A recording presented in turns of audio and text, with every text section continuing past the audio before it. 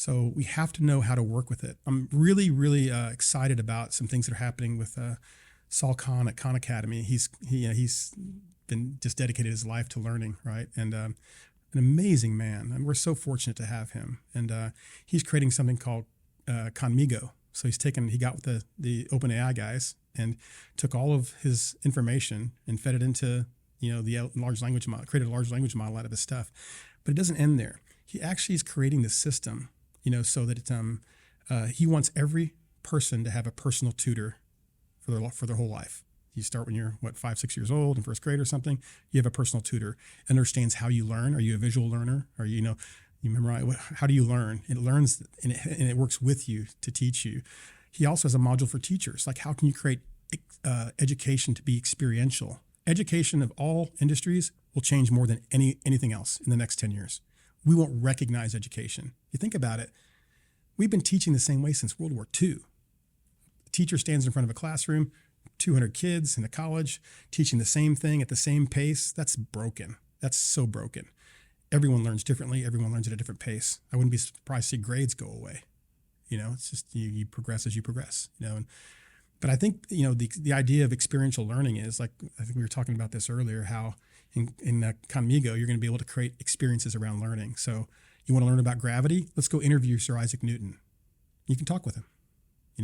You want to interview a book. So you read a book, you'll be able to interview the characters. Why did you make that decision? Think about how that elevates the learning, right? And even be able to interview inanimate objects like the Mississippi River. I can go interview the river and ask it questions about it. The whole experience of learning is about to change, and we have to embrace that. Basically, the AI will not only help, but it will expand our not only knowledge, but help us to be a better human and creative from the early ages when our educational system starts. Yes. And, the reason we learn so slowly today is because of our structure, not because of us. We're in the box. Yeah. We're in the box. How fast you learn is gauged by the structure that you're in. Do you think the AI is going to be a threat to the teachers, or they have to learn how to co-pilot it? Matter of fact, one of the modules of Conmigo is going to be for teachers, and it helps them create experiential learning with each child. So all the grunt work of doing teaching goes away, lesson plans, things like that. You can have all that generated. Now your focus is on each child, how they learn, and how you can help them generate experiences that help them in ways they couldn't by sitting in a class and hearing the same thing from the same teacher, So he's creating a whole module for teachers. And by the way, he also put it in there where it won't give answers. So if a kid just says, hey, what's the answer to this question? It actually says, what do you think it is? And then it suggests. It's interacting. Yes, interacting. It's interacting with the student and actually at the same time encourage them to think and, use their imagination. If you've used ChatGPT, it creates a log of what you do. You ask a question, it gets something. You iterate with another question, it does another thing. And so there's actually evidence. Like, teachers could say, show me your work. And it'll show how they interacted with the AI to create what they created. That's the new world. It's not about, rote learning and memorization. It's about how do we generate something. And there's going to be a module in Conmigo where a child can write 2 sentences.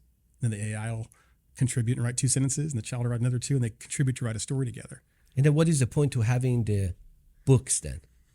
Well, that's a good question. Really, at that point, I'm just thinking right now, then why students, they have to read the history book, History 1, History 2, Government 1, you can actually interact with the AI, which is the full of the data and information from the past to now, whatever was fed to it. Yeah.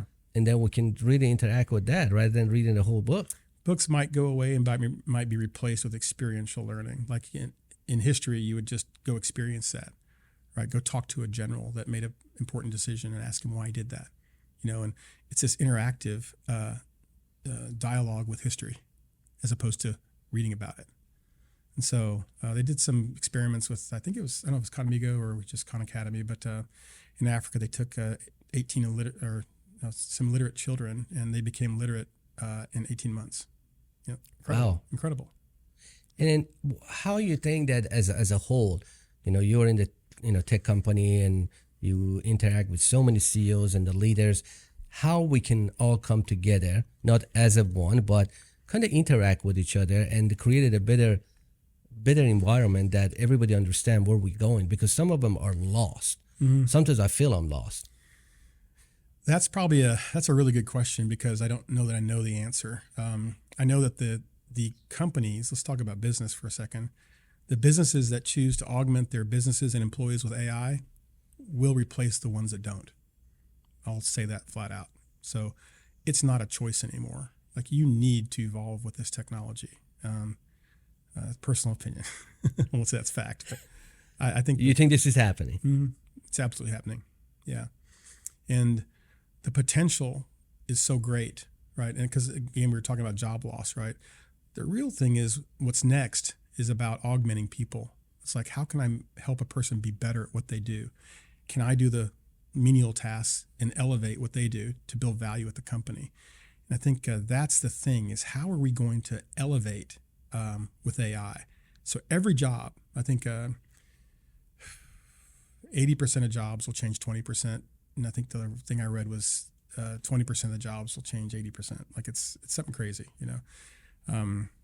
But I'm actually talking with the Dallas DCC, the school board, colleges, and they're talking about this right now. How can we embrace generative AIs? How can we use it as a tool with students, to help them elevate to a place they couldn't have before? And I think what they're going to find is that this creates something that's so much more engaging. If you could write a story with an AI, as opposed to just trying to do it yourself, and that's fantastic. It's collaboration, right? And it happens so quickly and so effortlessly. We're also finding out that people really like to work with AIs, because AIs aren't judgmental. They like working with AIs. Well, you worked during the COVID. Yeah. I think there's a similarity between the COVID era and now. Okay, COVID happened. Nobody knew Zoom. We got to the Zoom culture, okay, which is human and online meetings or whatever. Yeah. Now is an AI and a human. Like, we need human to write or AI to write. But my question is this: do you prefer face-to-face or work in the environment, or really over the Zoom?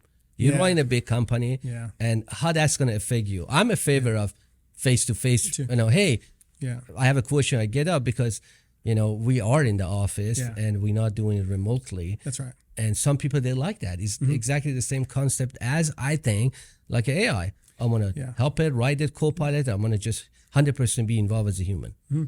I agree with you. I like in person. And there's a reason, right? Because we're biological beings, right? So we are a social animal. Yeah, and AI is not biological, right? So no feelings. You can mimic feelings. I think that's one of the things that'll happen first, right? Is that there's actually companies out today. Did you ever see the movie Her? Her. I heard it. It's an AI movie. If you haven't seen it, go watch it. Really? Amazing. Best AI movie ever, in my opinion. Joaquin Phoenix is just unbelievable. But he essentially, it's in the future, and he falls in love with an AI that's like a series. Oh, yeah, the robot thing? Yeah, I saw part of it.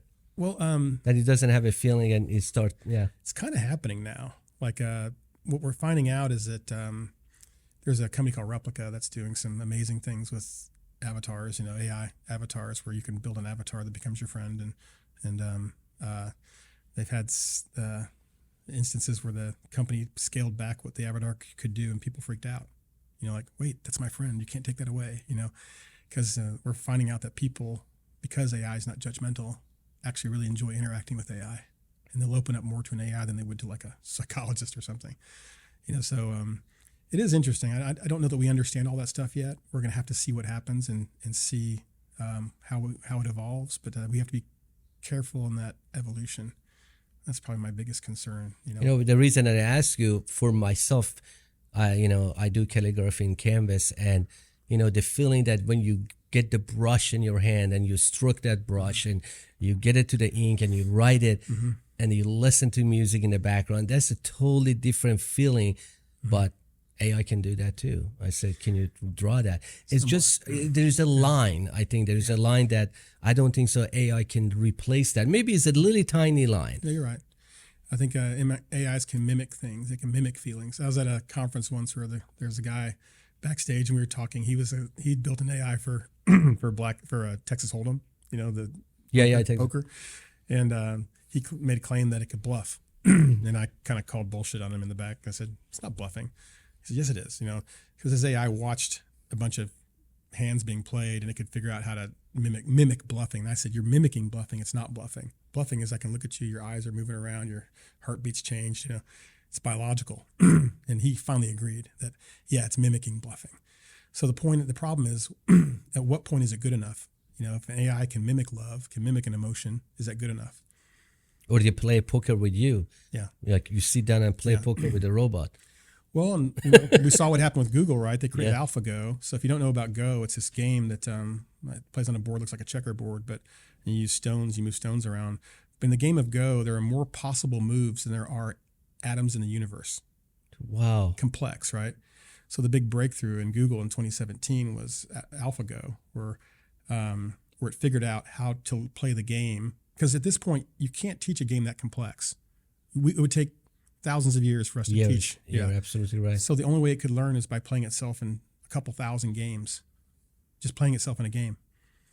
And it surpassed 1,500 years of human learning of the game Go in a few weeks. And it beat the best Go player in the world 4 out of 5 times. Matter of fact, I think it's game 2, move 37. I'm a geek, right? I actually watched the movie. It's not a good movie. Don't watch it. But I watched the movie. But Are you play any games? I don't do as much gaming as I used to. Because most of the tech guys, they loved on the games. Oh, I think it's fantastic. Is it really helping to? We were actually even talking about maybe making it a requirement for some of our people. Really? Mm-hmm. Why? Because what we're doing is very spatial at Worlds. And some of my staff, they're playing games. Yeah, it's great. Teaches decision making, and I think it's fantastic. Yeah, we actually had the conversation just yesterday about maybe we should make it a requirement that the tech people we hire are gamers. Like a requirement.